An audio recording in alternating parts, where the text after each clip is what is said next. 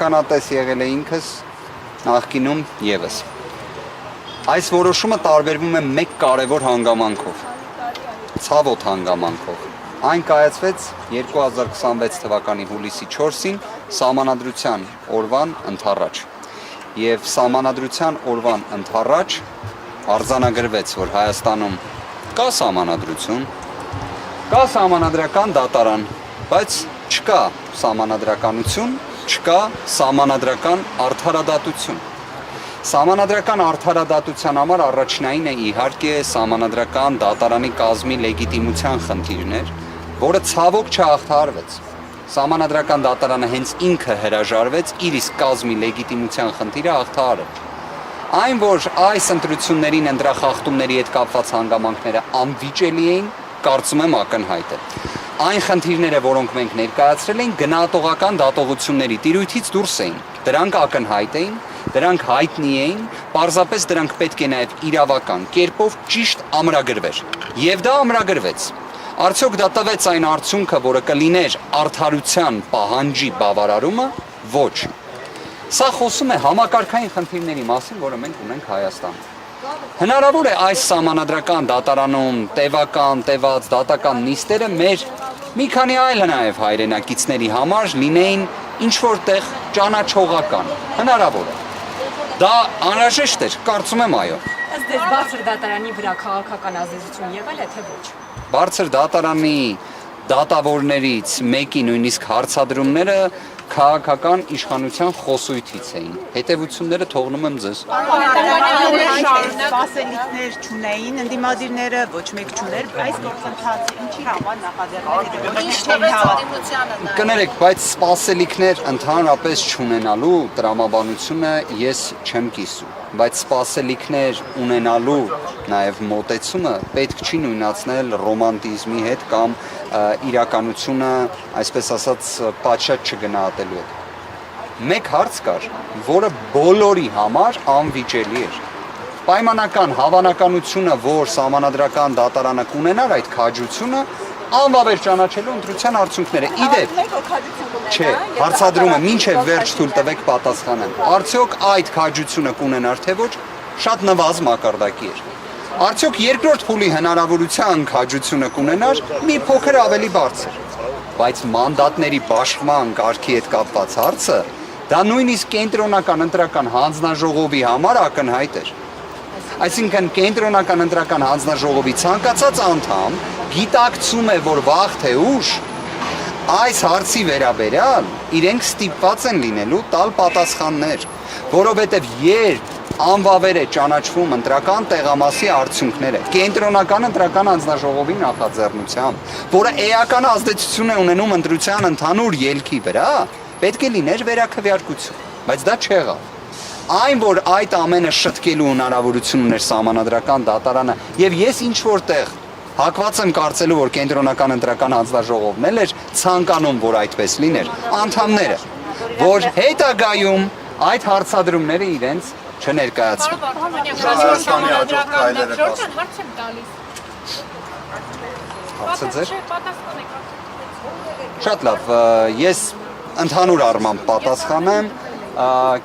առաջիկայում կտեսնեք նաև Ուժեղ Հայաստան կուսակցությունների դաշինքի հայտարարությունը, քաղաքական մասով այդքանը կասեմ, դրանից ավելը չեմ ասի, բայց մի բանն եմ ուզում հատուկ ընդգծել։ Ես ուզում եմ շնորհակալություն հայտնել բոլոր մեր այն հայրենակիցներին, ովքեր այս օրերին հետևում էին Սահմանադրական դատարանում տեղի ունեցող նիստերին, աջակցում էին մեզ այս ողջ ընթացքում, թե նախորդիվ դրան, թե այս ընթացքում։ Ընդհանրապես մեր հայրենակիցներին ես ուզում եմ իմ երախտագիտության խոսքը ասել, որովհետև մենք ունենք ֆանտաստիկ հայրենակիցներ։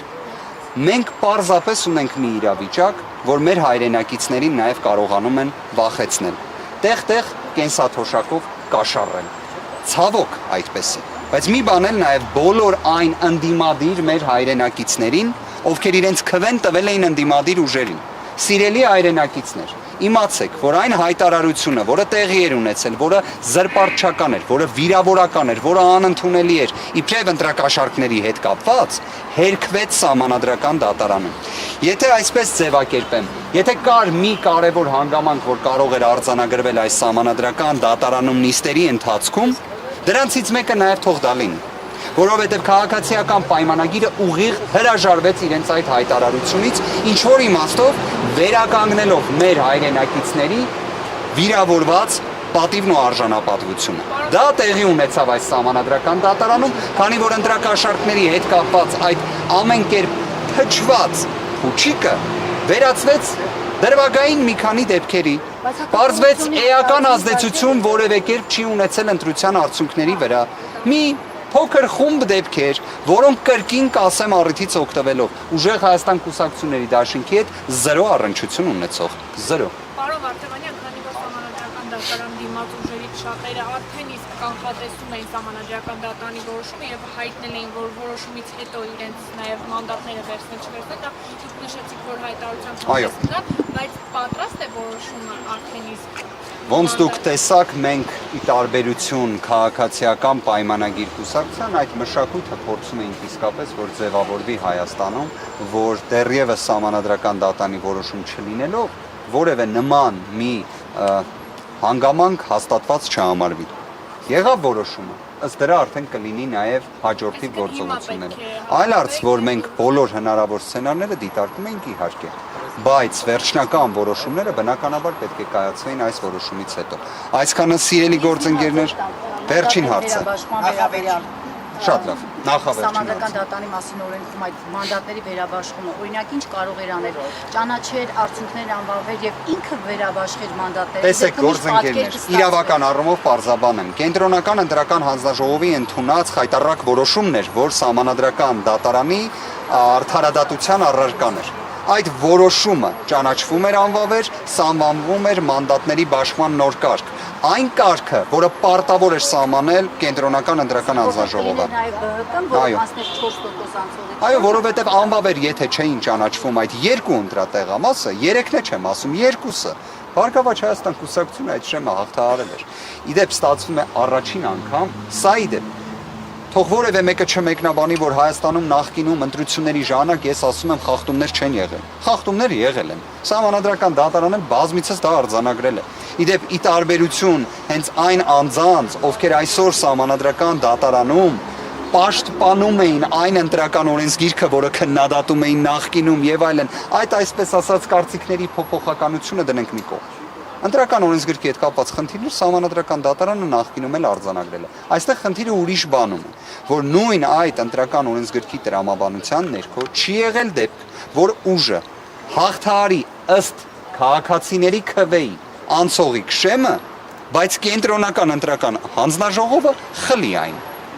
Արգելի անցնել անցողի քշեմը։ Սա առաջին անգամ էր, սա աննախադեպ էր, թող սա էլ արձանագրվի։ Վերջին հարցը։ Պատրաստվում եք բավարարել միայն հայտարարություններ, թե կոնկրետ գործողություն։ Հայտարարության մեջ նաև նշվածի վերաբերյալ էլ պատասխան կտեսնեք։ Շնորհակալ եմ, որ ոչ աշխատանքային օրով էլ լուսաբանեցիք այս ամենը։ Շնորհակալ եմ։